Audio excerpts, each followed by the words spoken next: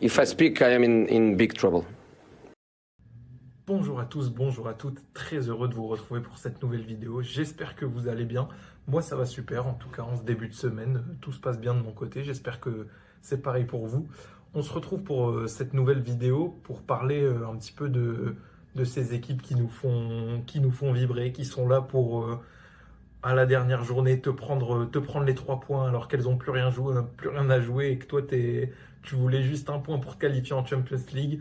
Elles sont arrivées, elles t'ont mis 3-0 dernière journée chez toi alors qu'elles n'avaient plus rien à jouer. Je parle bien sûr des équipes qui jouent le ventre mou, ces équipes qui, après 20 journées, savent qu'elles sont maintenues et qu'elles n'auront pas les capacités de jouer les compétitions européennes, qui sont condamnées à jouer tous les matchs. Voilà, pour rien au final, hein. C'est jamais pour rien, hein. On va pas se mentir. C'est toujours un privilège de jouer en Ligue 1, mais vous m'avez compris, elles n'ont pas d'enjeu sportif particulier en début de saison, à part, enfin ça on va peut-être y revenir, je ne vais pas commencer à attaquer directement, mais déjà l'objectif premier c'est de se maintenir, et une fois qu'on est maintenu, après 20 journées, et ben, on se laisse vivre, on teste, on réussit, on rate, ça ne change rien, dans tous les cas on va finir 12e. Voilà, ces équipes-là, j'ai commencé fort. Je voulais pas les tracher dès le début, mais bon, c'est fait, c'est comme ça. Gros respect aux équipes, sur les équipes que je vais parler, dont je vais parler aujourd'hui, bien sûr, hein. Pas de galère, on vous adore, sauf quand vous nous volez nos points à la dernière journée. Ceci étant dit, j'espère que vous ça va. Quelles sont les équipes dont j'ai envie de parler aujourd'hui, hein, parce que j'en ai fait le descriptif, mais on va rentrer un petit peu plus dans le détail. Ce qui est marrant, c'est que chaque année, il y a des équipes dans le ventre mou, hein, entre la 8e et la 13e place. Voilà, moi j'appelle ça le ventre mou parce que je considère que au-dessus, souvent les équipes elles finissent pas loin de jouer la qualif pour la Conference League, et en dessous ça se bat pour le maintien. Donc il y en a toujours, hein, ces équipes-là. De toute façon, chaque année il faut bien un 8e, un 9e, un 10e, un 11e, un 12e. Merci Lauric pour cette analyse. Il faut remplir le classement. Et ce qui est marrant, c'est que il y a des années, il y a des équipes différentes, mais il y a des années, on retrouve nos classiques, on retrouve nos fondamentaux, toujours les mêmes équipes classées entre la 8e et la 13e place. Elles sont là pour divertir en fin de saison. Au début de saison, il n'y a pas d'objectif affiché. Voilà, ces équipes-là. Cette année, quelles sont les équipes pour moi qui jouent le ventre mou et qui vont finir dans le ventre mou? Je précise, c'est des équipes qui sont déjà actuellement dans le ventre mou. Peut-être qu'elles vont changer, peut-être qu'elles vont aller plus haut et me contredire, peut-être qu'elles vont aller plus bas et me contredire aussi. J'espère pas pour elles, mais en tout cas, ces 5 équipes-là dont j'ai envie de parler aujourd'hui, elles sont à ces positions-là, et pour moi, elles vont un petit peu y rester parce que pour certaines d'entre elles, c'est comme ça depuis un petit bout de temps. Ces équipes, quelles sont-elles? On rentre dans le vif du sujet. On a nos amis brestois, très, très heureux d'en parler, hein. C'est vrai que Brest, c'est pas toujours le ventre mou, mais quand même, ils y sont bien habitués. Le Paris FC, nouveau dans notre championnat. Cette année, j'ai l'impression qu'il y a une belle place qui leur est réservée. Rennes, désolé les amis rennais, hein, mais je crois qu'on va y être. Toulouse, alors eux, il n'y a pas de galère, ils y sont toujours de toute façon, donc ils ne seront pas surpris que j'en parle dans cette vidéo. Et je pense que l'année prochaine, à la même période, ils y seront. À la fin de saison, ils y seront. S'ils font 8e, ils seront très contents. S'ils font 12e, ils ne seront pas contents, mais ça ne change rien, hein. Ils n'ont toujours pas compris le principe. Ouais, je rigole, hein, il n'y a pas de mal à finir toujours dans le ventre mou. Cette année, j'ai l'impression qu'on va retrouver Nice. Voilà, la saison dernière, ça finit 3e, mais là, ça a l'air bien parti pour jouer le ventre mou, cette histoire. En tout cas, pour l'instant, ça y est, bien comme il faut, bien enlisé dans la boue. Et voilà, ça fait 5 déjà. Donc voilà, on va tout de suite commencer, hein. On a fait la présentation un petit peu de ce que c'était le sujet, le contexte. Je pense qu'on peut directement rentrer dans le vif du sujet. Je précise qu'à chaque fois, ces vidéos qui sont faites le mardi, un petit peu débrief. Je prends un thème, mais c'est aussi pour analyser les matchs qui se sont joués le week-end dernier, hein. Comme la Ligue 1 se passe tous les week-ends, ça dépend parce que cette semaine, on aura justement des matchs en semaine. Et des fois, il y a des trêves internationales qui nous empêchent d'avoir nos matchs de Ligue 1 du week-end. Mais voilà, je le dis et c'est aussi un moyen pour moi de parler de ces rencontres et de les débriefer avec vous. Et justement, on va commencer par une équipe pour qui ça s'est pas très bien passé ce week-end. C'est le Stade Brestois.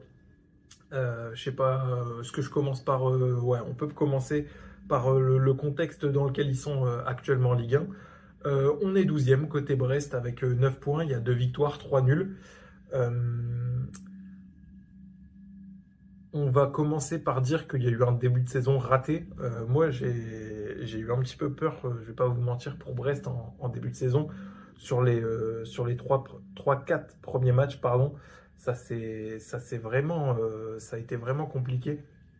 Ils ont eu du mal à rentrer dans leur championnat après 2 saisons, comment dire, sous le feu des projecteurs. Et un petit peu dans la lumière parce qu'on rappelle qu'il y a 2 ans, Brest finit 3e, si je dis pas de bêtises, et du coup ça les a qualifiés pour la Ligue des Champions qu'ils ont joué l'année dernière. Donc voilà, il y a 2 années où une année tu joues le podium, une année tu récoltes ce que tu as semé l'année précédente. Donc ils avaient un petit peu la tête dans les nuages, et là j'ai l'impression que cette année ça a été plus compliqué. Ils ont dû un petit peu redescendre sur terre. Et ils ont commencé leur championnat par 3 défaites et un nul. Premier match nul sur leur pelouse face à Lille. Et ensuite, il y a eu 3 défaites face à Toulouse, Lens et le Paris FC. Donc à ce moment-là, au bout de 4 journées, c'est vrai que moi j'étais un peu inquiet. En plus, dans le jeu, ça allait pas bien. Ce que je remarquais moi dans la manière dont Brest jouait, et pour moi ce qui allait pas, il y avait évidemment la défense, on va pas se le cacher. J'en avais déjà parlé, mais évidemment que la perte de Marco Bizot, le gardien qui s'en est allé à Aston Villa, fait très mal à Brest, d'autant que Mayeki, arrivé de Monaco, il a eu du mal à rentrer dans le championnat. J'avais souligné quand j'en avais parlé en début de saison que évidemment c'était un gardien inconstant, si on peut dire ça comme ça, et qui avait des difficultés à enchaîner les bons matchs. Des fois, il était capable de sortir des superbes arrêts, mais il avait du mal à faire un match complet sans erreur. Et ça s'est vérifié sur ce début de saison, malheureusement pour Brest. Il y a eu pas mal de bourdes. Et en même temps, il faut aussi dire qu'il n'a pas été aidé par sa défense. Un duo qui fonctionnait plutôt bien depuis quelques saisons, même si ça n'a pas été le binôme titulaire entre Cardinal, je parle de Le Cardinal et Chardonnay, pardon, parce qu'il y avait Lilian Brassier les années précédentes qui était là plus dans une place de titulaire. Mais ils ont eu l'habitude de jouer ensemble les années précédentes quand même. Et là, c'est vrai que dans le début de saison, bah, ils se sont pas retrouvés du tout. J'ai vu, moi, de ce que j'en ai vu et de ce que j'ai trouvé, c'est qu'il y avait vraiment une perte de niveau des deux, hein. C'est pas un plus que l'autre. Les deux, on sent que les années ont... Enfin, je sais pas ce qui s'est passé cet été ou si voilà, mais ou peut-être le contexte dans lequel ils jouent et peut-être aussi les joueurs avec lesquels ils jouent au milieu de terrain notamment fait qu'ils ont régressé. Mais moi, j'ai trouvé qu'il y avait vraiment une perte de qualité dans leur jeu, et donc ça a vraiment coûté à Brest. Il y a eu quand même un tournant dans la saison, c'est cette victoire à domicile contre Nice, où emmené par un gros Ludovic Ajorc et un très bon Romain Del Castillo qui tient la baraque depuis le début de saison. Il essaye de faire ce qu'il peut sur le front de l'attaque avec un gros Ludo Ajorc à ses côtés. Et ben, ils ont réussi à arracher la victoire, et ça leur a vraiment permis ça a vraiment lancé leur saison. donc c'est un peu l'attaque qui a amené la dynamique et progressivement l'équipe elle s'est un peu retrouvée, on va pas se mentir. Après il y a eu deux matchs nuls contre Nantes et Lorient, il y a eu cette victoire contre Angers, donc c'est pas mal de prendre 5 points en 3 matchs, on va pas se mentir, c'est positif. Euh, Défensivement, forcément, le coach Eric Roy, il a dû faire des changements parce que, comme je vous ai dit, Chardonnay, Cardinal, le Cardinal, ça allait pas trop. Du coup, il a inséré Soumalia Koulibaly, pardon, et Junior Diaz. Donc, je crois que je sais pas si les deux sont arrivés cet été. Soumalia Koulibaly, je suis sûr qu'il est arrivé cet été. Petit doute sur Junior Diaz, je vous laisserai me rectifier, mais en tout cas, ces deux joueurs. Potentiellement, si les deux sont arrivés cet été. Deux joueurs qui ont pris la place des titulaires de base. Euh, à la base, je pense qu'Eric Roy il voulait partir avec une défense qui avait des acquis, hein, parce qu'on rappelle que les latéraux, ils n'ont pas bougé depuis quelques saisons. C'est toujours les mêmes avec Kenny Lala à droite et Bradley Loco à gauche. Donc je pense qu'il avait en tête comme il y a eu beaucoup de changements avec Bizot, je vous en ai parlé. Le départ de Pierre Lesmelou au milieu, le départ de Madi Camara, le départ également d'Abdallah Sima, de Pereira Lage. Il y a quand même eu pas mal de joueurs qui s'en ont allé de Brest. Et donc je pense que Eric Roy il voulait garder une colonne vertébrale et malheureusement ça n'a pas payé. Mais les changements qu'il a apportés, voilà, ça semble aller mieux pour Brest. Ça leur permet pas de dépasser la 12e place pour l'instant et de dépasser le ventre mou.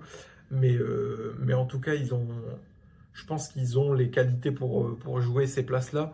Et le maintien, je pense que ça va pas trop être un sujet, en tout cas à mon avis. Peut-être que je me trompe, mais c'est ce que je vois pour eux, en tout cas sur la suite de cette saison. Pour parler un peu plus précisément de ce week-end, c'est vrai que ça a été compliqué quand on affronte le Paris Saint-Germain. C'est toujours compliqué. C'est compliqué avant le match, c'est compliqué pendant le match et c'est compliqué après le match. Ça s'est parfaitement vérifié pour Brest qui a pris un gros 3-0 à domicile. Ça fait jamais plaisir, mais on y est maintenant habitué, hein, nous autres clubs de Ligue 1. Quand Paris se déplace sur notre pelouse, on s'attend à rien et on est quand même déçu. Voilà, Brest a pris la fessée, Brest a pris la sanction. Je pense qu'ils n'avaient pas coché ce match-là pour prendre les 3 points. Ils voulaient peut-être faire un petit peu plaisir à leur public. C'est raté, dommage. Ils repasseront, mais en tout cas, il n'y a pas eu match, hein, clairement. Faut regarder les stats de ce match-là. Mais dans l'impression visuelle, en tout cas, moi j'étais devant le match. Il n'y a pas eu photo, hein. Ouais, là, je vois 70% de possession, 17 tirs à 7. Il y a quasiment 5 fois plus de passes complétées pour Paris. Bon, il n'y a pas photo. Dans tous les cas, je pense que Brest ne seront pas les seuls à se prendre une volée cette saison par Paris, surtout qu'ils recommencent à retrouver leurs joueurs titulaires. Donc ça va être de plus en plus compliqué. Eric Roy, il a quand même essayé d'introduire des nouveaux joueurs pour essayer de surfer un petit peu sur cette dynamique. Je pense à Patem Boop ou Ebimbe, pardon. Ouais, Dina Ebimbe, si je dis pas de bêtises, c'est ça son prénom. Donc ça sur les côtés de l'attaque, toujours avec Del Castillo et Ajorc, hein, ça c'est des indéboulonnables. Mais voilà, ces jeunes joueurs-là, potentiellement, ils sont introduits par Eric Roy pour essayer de dynamiter un petit peu l'attaque. Et malheureusement, pour eux, je pense que ça ira pas beaucoup plus loin que le ventre mou. Mais déjà, s'ils arrivent à se maintenir assez rapidement, je pense que ce sera une grosse satisfaction. Parce qu'en vérité, le recrutement, il n'a pas permis d'apporter assez de qualité pour jouer beaucoup plus haut et beaucoup mieux. Donc voilà pour Brest, voilà ce que je vois pour eux. Et pour l'instant, je trouve qu'ils sont à leur place. Une deuxième équipe que je retrouve dans ce ventre mou qui est un petit peu enlisé, c'est le Paris FC. Alors au contraire du Stade brestois, le Paris FC, ils avaient fait un gros recrutement cet été, on va pas se mentir, les ambitions. elles étaient assez élevées. On en avait parlé en tout début de saison quand on avait fait un petit peu les previews de clubs de Ligue 1, les clubs de Ligue 1. Le Paris FC, ils n'étaient pas là pour enfiler des perles. Équipe promue, je le rappelle, donc c'est assez rare pour une équipe promue d'avoir un aussi gros mercato comme ils ont eu. Et, et ouais, pardon, je disais gros mercato pour le Paris FC cet été. Hein. La venue de Jonathan Iconé, de Goebbels, de Adama Traoré, pour ne citer que. Il y a eu aussi Kevin Trapp et des joueurs, Pierre Lesmelou aussi. Beaucoup de qualité qui a été injectée dans l'effectif parisien. Et donc avec cet objectif affiché de jouer les compétitions européennes, mais quand on est pour la première année dans l'élite, faut peut-être passer par une petite case sable mouvant un petit peu compliqué avant. Et je pense que ça va être le cas pour eux cette saison parce que je remarque quand même que ça manque de. Est-ce que c'est de l'efficacité ou de mécanisme ouais, j'ai l'impression qu'il manque quelque chose à cette équipe du Paris FC et le match de ce week-end, pour le coup, il est assez révélateur, je trouve, de ce qu'ils sont capables de proposer en Ligue 1. Donc le Paris FC, ce week-end, ils affrontaient Nantes en ouverture de la 9e journée chez eux, donc à Jean-Bouin. Et, en fait, ouais, j'ai trouvé que c'était assez révélateur de leur début de saison et de ce qu'ils sont capables de faire, parce que tout le long du match, clairement, il y a une maîtrise technique. En tout cas, je trouve une supériorité face à Nantes. Bon, en même temps, il y a pas mal d'équipes de Ligue 1 qui vont se dire supérieures techniquement à Nantes, mais quand on est promu, c'est toujours intéressant d'être capable voilà, d'être supérieur techniquement à ses adversaires directs. Et le Paris FC est souvent, face à ses adversaires directs, souvent supérieur techniquement, mais aussi face à des adversaires plus confirmés, on va pas se mentir. Emmené par un trio Kebal, Pierre Lesmelou, Maxi Lopez, il y a du ballon à revendre. Hein. Les mecs, ils se trouvent parfaitement à 3. Et là où j'ai un petit problème, c'est que, ok, ils arrivent à combiner à 3, ils parlent le même football, mais j'ai l'impression qu'ils ont du mal à totalement connecter avec les autres. Il n'y a aucun doute sur le fait que ces joueurs-là ont un gros QI foot, une grosse capacité à lire le jeu et à faire les bons choix, mais je sais pas, j'ai l'impression que il n'y a pas encore assez eu de travail ensemble peut-être pour espérer voilà, jouer beaucoup mieux.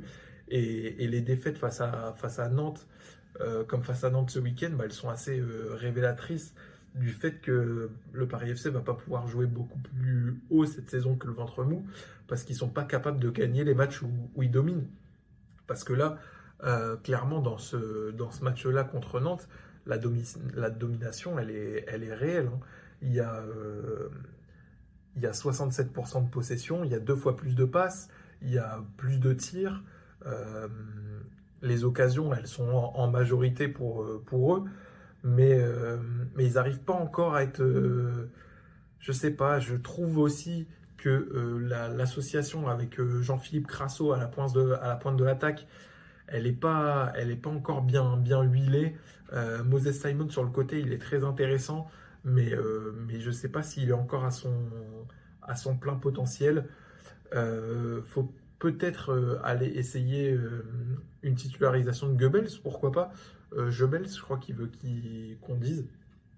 À chaque fois, ses entrées, moi, je les trouve pertinentes, intéressantes. Je trouve qu'il apporte vraiment des qualités différentes de Crasso. Et pourquoi pas dans ce jeu de domination et de tenue du ballon avec des fins techniciens, pourquoi pas intégrer Goebbels qui est plus fort techniquement à mon avis que Crasso, qui a d'autres qualités. Hein. C'est un bon attaquant de Ligue 1. Jean-Philippe Crasso, il n'y a pas à douter de ça, mais peut-être que Goebbels peut apporter quelque chose de plus dans les petits espaces, pourquoi pas. Il y a eu aussi un sujet dans ce début de saison, c'est la défense. J'ai l'impression que le coach n'a pas encore trouvé, sa défense parfaite. Euh, il y a encore un petit peu de tâtonnement. Au début de saison, on a l'impression que Otavio, qui avait été recruté aussi, il avait été recruté pour être titulaire tout simplement. C'est un jeune joueur, mais il y a eu un assez lourd investissement sur lui. Mais il fait pas un très bon début de saison. Et du coup, ça oblige le coach à s'adapter. Là, face à Nantes, on a une défense centrale avec Mbo et Chergui. Toujours 4 défenseurs, un côté Paris FC, parce que j'ai l'impression qu'on a trouvé les latéraux avec Thibaut De Smet à gauche et Amari Traoré. J'ai dit Adama tout à l'heure, pardon. Adama Traoré, rien à voir, l'espagnol. Amari Traoré à droite. Je pense que ça, les latéraux, c'est assez sécurisé pour Gilly, le coach parisien. Mais en défense, voilà, il y a encore un petit sujet. J'aime pas mal l'association Mbo-Chergui. Donc on va voir les choix qui vont être faits par la suite. En plus, Chergui a marqué contre Nantes. Donc pourquoi pas lui donner un petit peu plus de confiance. Euh, mais voilà, Paris FC, ils ont du mal à gagner ou à ne pas perdre déjà les, les matchs où ils sont meilleurs que leur adversaire. Et ça, pour une équipe qui voudrait potentiellement jouer, jouer le haut du tableau et les places européennes, ça va être compliqué. Là, ils ont 10 points, ils ont gagné 3 matchs, un match nul et 5 défaites. C'est là où j'ai envie d'insister, c'est que si tu arrives à pourquoi pas transformer ces 5 défaites en 2 défaites et 3 matchs nuls, bon bah t'as 13 points et t'es déjà un peu mieux, t'es déjà un peu plus dans la discussion pour l'Europe. Même si tu restes dans le ventre mou, on va le voir avec Toulouse. Mais vous m'avez compris, voilà, sur toute une saison, c'est des points qui coûtent cher et ça leur coûte déjà cher au Paris FC, même si je pense qu'il n'y aura pas trop de sujets pour eux au niveau du maintien. Je vois quand même une supériorité dans la qualité qu'ils ont par rapport aux équipes qui vont devoir vraiment se battre pour le maintien. Donc là-dessus, je suis assez rassuré. Une autre équipe dont j'avais envie de parler, bon, peut-être que les fans ne seront pas d'accord parce que c'est pas. Bon, en ce moment, ils doivent être dans le mal et je les comprends, mais. Et c'est clair que de toute façon, ils peuvent pas dire autrement parce ils ont que 11 points après 9 journées. C'est le Stade Rennais. Clairement, leur ambition, elle est pas là, hein. Je pense qu'ils ont, en début de saison, si vous leur avez dit qu'après 9 journées, ils auraient 10 points, ils seraient 10e, enfin 11 points 10e, pardon, ils auraient pas signé instantanément. Et pourtant, c'est là où ils en sont. Euh, il y a eu du recrutement cet été. On a gardé le coach, mais bon, au moment où je tourne cette vidéo, on a dit au revoir à Habib Bey, qui a été limogé justement après la défaite contre Nice, une autre équipe dont on va parler dans cette vidéo. Et du coup, on va pouvoir parler du match de ce week-end hein, entre Rennes et Nice. Mais avant ça, pour parler un petit peu du début de saison, il y a quand même il y a deux belles victoires, dont une contre Lyon, où ils font tomber le Lyon invaincu, ou dans un match compliqué, Lyon finit à 10, donc c'est un petit peu à nuancer, mais ils arrivent à arracher la victoire. Le problème avec Rennes, c'est que c'est toujours des matchs un peu farfelus. Il y a des cartons rouges pour eux, il y a des cartons rouges pour les adversaires, on ne sait pas trop, il y a pas trop En fait, ils ont du mal à être constants dans leur performance. Il y a... Et le match contre Nice ce week-end, je trouve qu'il est clairement symptomatique de ça. Et ça leur coûte beaucoup de points. Ils, ils peuvent passer totalement au travers d'une mi-temps et se retrouver en deuxième et montrer que en fait, ils sont clairement supérieurs à l'adversaire. Mais comme ils ont déjà encaissé un ou deux buts, bon bah, ils finissent et ça fait 2-1. Et c'est exactement ce qui s'est passé le week-end dernier, hein, parce que sur ce qui se passe en première mi-temps, ils encaissent 2 buts. Le pire, c'est que c'est dans un match où ils sont bons, mais juste défensivement, ils encaissent, hein. Il n'y a pas de, so- il y a pas de solidité, ouais, tout simplement. Là, ils prennent 2 buts, dont un juste avant la mi-temps par Jonathan Klaus, qui leur fait vraiment mal au moral. Et ils rentrent au vestiaire, ils ont fait une bonne première mi-temps, mais sans aucune maîtrise. Et ils perdent 2-0. Au final, en deuxième mi-temps, ils vont réagir. Ils vont réussir à marquer. On se dit, oh, pourquoi pas la réaction rennaise, allez, ça peut lancer quelque chose. Non, la marche, elle est trop haute. Le match, il était déjà joué à la mi-temps. Quand tu perds 2-0, bah, c'est compliqué de revenir.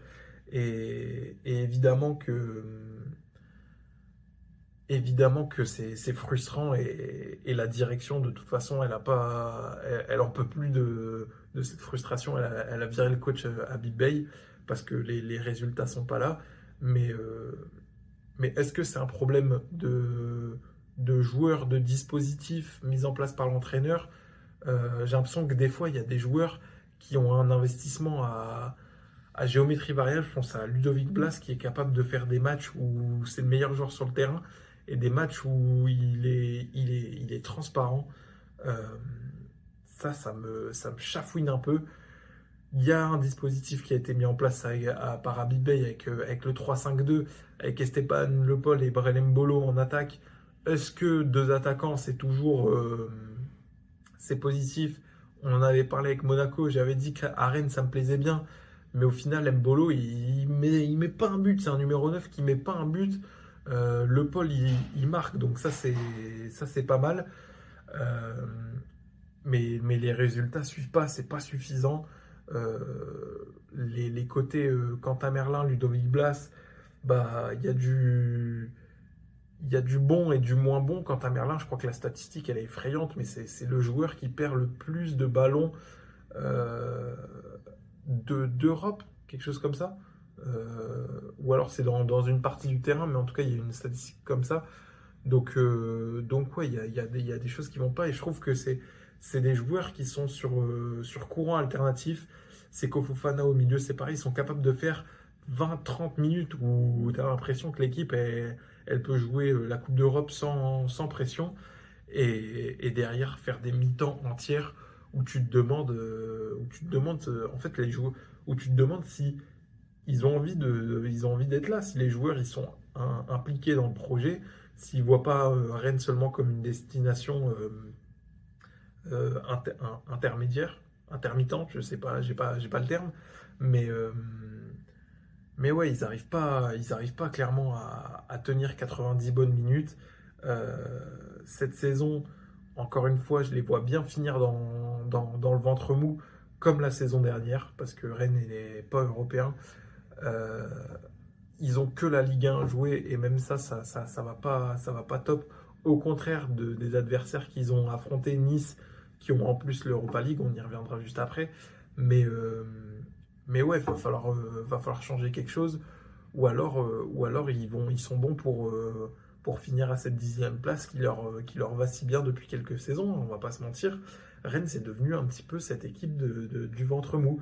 Cette équipe qui pense pouvoir jouer l'Europe, mais qui en fait n'en a pas vraiment les qualités. Alors qu'il y a un recrutement qui est fait pour jouer l'Europe, hein. Il ramène Madi Camara, il ramène Quentin Merlin, il ramène ce genre de joueurs. Bah, ça clique pas quand même. Il y a quelque chose qui va pas. Valentin Rongier au milieu qui est aussi ramené. Ouais, est-ce que c'est le dispositif? Moi, le 3-5-2, j'avoue que j'ai du mal. On va voir avec un nouveau coach. On va voir qui est le coach aussi, hein. C'est important parce que quand on vire un entraîneur, est-ce qu'ils l'ont viré et ils ont une idée de qui veulent mettre derrière?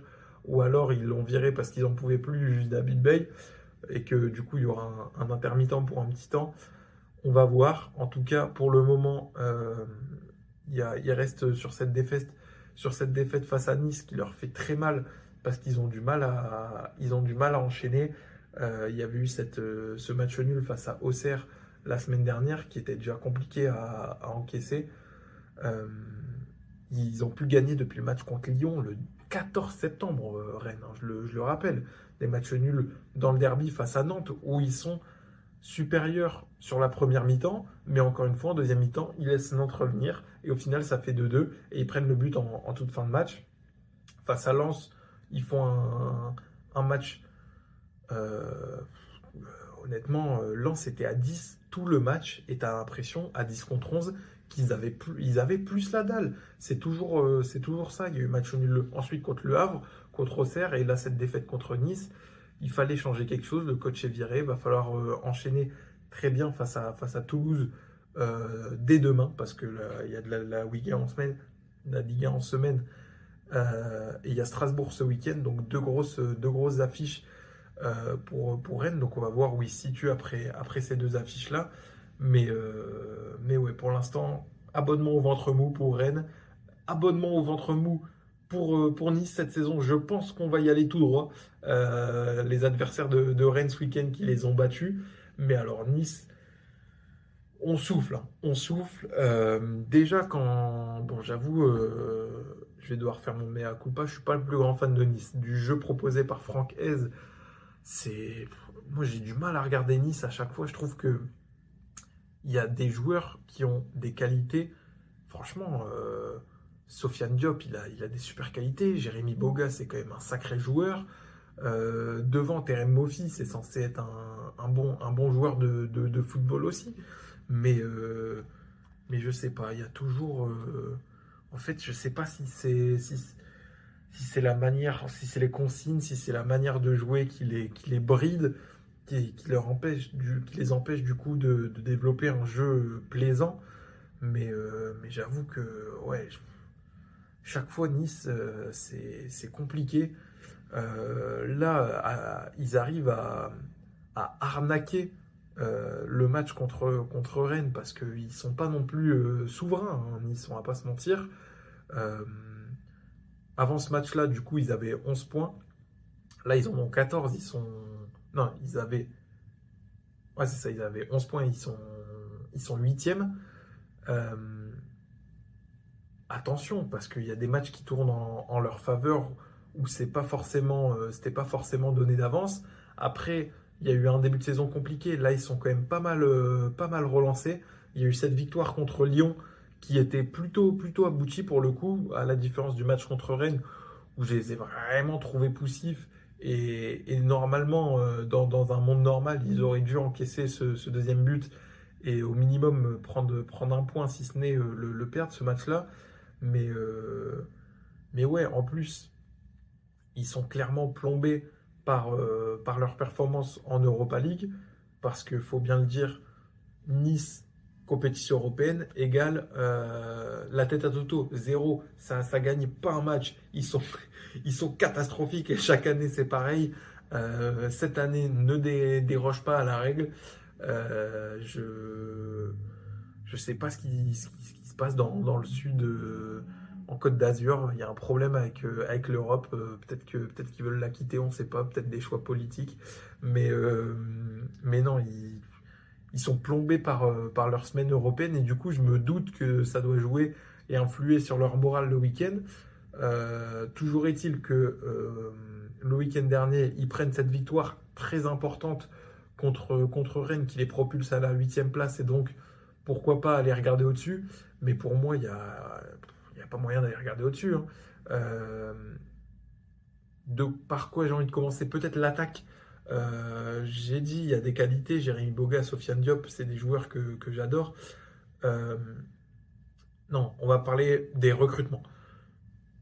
Janssen, 11 millions, il est porté disparu. Le mec, il joue jamais. Moi, je le vois jamais sur. Peut-être qu'il a des petites minutes en Europa League. J'avoue, j'ai pas regardé tous les matchs de Nice en Europa League, mais à chaque fois que je l'ai vu, il yaourt nature le plus total.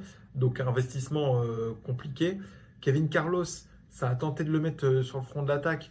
Moi, je suis pas contre. Il a l'air costaud, capable de garder les ballons. Mais, euh, mais peut-être qu'il faut plus un attaquant qui attaque la profondeur pour Nice parce que je ne vois pas en quoi les qualités de Kevin Carlos vont pouvoir être profitables au jeu que veut mettre en place Franck Hez, avec un bloc médian bas et des attaques potentiellement rapides avec la vitesse de Jérémy Boga. Peut-être si on met un Terem Moffi, ça peut l'accompagner. Super recrutement. Non, on va rester dans le négatif pour le moment. Thiago Gouveia, qu'est-ce qu'on en fait? Qu'est-ce qui se passe? Il a pas trouvé encore sa place. Ça a l'air d'être un joueur avec des qualités. Moi, j'ai pas mal aimé quand je l'ai vu rentrer. On va voir ce que ça peut donner. Dans le très bon Charles Van Noot au milieu de terrain, ça par contre, c'est un sacré joueur. J'aime beaucoup. C'est lui qui s'est vraiment installé comme métronome assez rapidement. Hein. Il a vraiment ce profil de joueur qui dicte le tempo. Et ça fait vraiment du bien au milieu de terrain niçois. Après, on a toujours ce problème. Et je pense qu'à Nice, ça fait, je sais pas, ça fait combien de temps qu'on a ce problème-là? Peut-être 3-4 ans, la défense. On va reparler de Dante, parce qu'il n'y a rien qui change. Ce week-end, ils prennent qu'un but et une victoire sans Dante. Ils ont joué sans Dante. Je crois que c'est la première fois de la saison où ils gagnent sans Dante cette saison, si je ne dis pas de bêtises. Comment, en Big 2025, tu as une Dante dépendance? Comment c'est possible que tu sois dépendant d'un mec de 42 ans qui raccroche les crampons à la fin de la saison?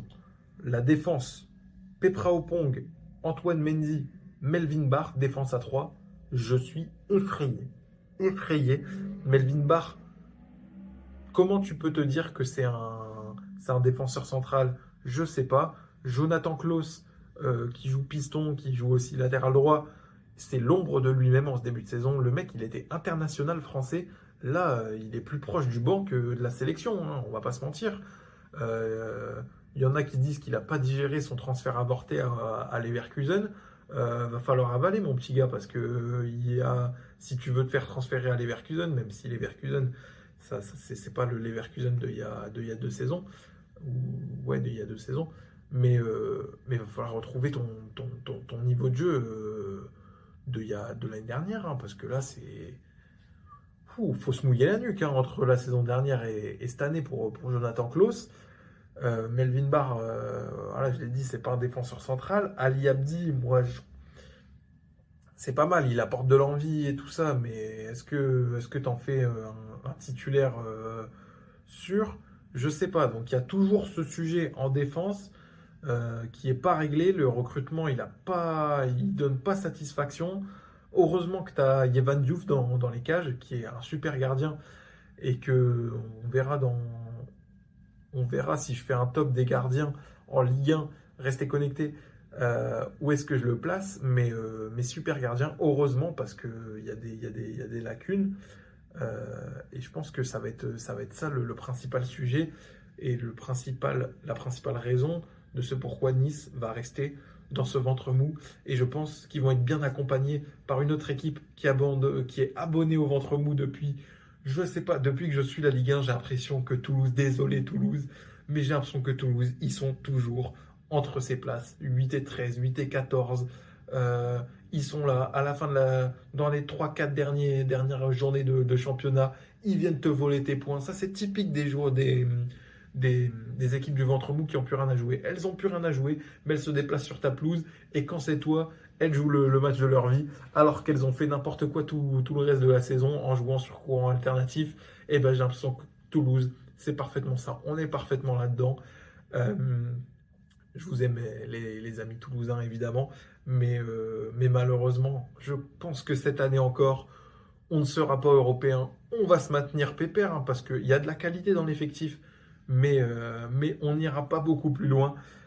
Malheureusement, c'est un petit peu ce à quoi ils sont réduits. Toulouse, ce week-end, défaite malheureuse contre Monaco, alors qu'il y avait 3 matchs sans défaite d'affilée. Donc ça, c'était pas mal, dont une défaite contre Lyon il y a 2 semaines et une victoire 4-0 la semaine d'avant contre Metz, même si Metz, on va pas se mentir, il y a plus d'une équipe qui vont leur coller des résultats. Lille en est une autre le week-end dernier. Mais voilà, ça restait très encourageant. Et là, ils se déplaçaient sur la pelouse de Monaco avec l'ambition, pourquoi pas, d'aller les chercher. Et Monaco, pas très en confiance. Euh, il y avait l'espoir et potentiellement la possibilité de gagner ce match-là et de faire une belle série pour pourquoi pas se projeter sur une compétition européenne. Et non, Toulouse, je ne sais pas ce qui s'est passé, j'étais devant le match, j'avais l'impression, désolé, qu'ils n'avaient pas envie de gagner. Ils prennent ce but dès le début du match, but très rapide, ça met un coup au moral, je veux bien l'entendre, hein. Ils prennent le but de Salissou à la troisième, évidemment, ça ne te met pas dans les meilleures dispositions, mais derrière, quand tu vois que Monaco, ils sont pas dans la forme de leur vie, bien au contraire, qu'ils n'arrivent pas à développer leur jeu. Que toi, ça fait 3 matchs que tu n'as pas perdu, que tu as fait des très bons résultats, ben allez, va chercher, je sais pas, tente, parce que là, il y a, il y a- il y a- il y a des problèmes je sais pas, de spontanéité. Ouais, c'est ça, peut-être de la spontanéité.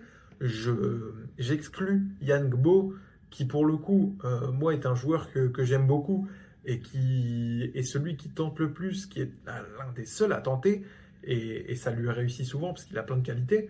Mais Franck Magri, par rapport à son début de saison, c'est l'ombre de lui-même. Emerson, j'ai l'impression qu'il faut encore un temps d'adaptation pour vraiment bien l'intégrer dans le groupe. L'attaque, elle a du mal à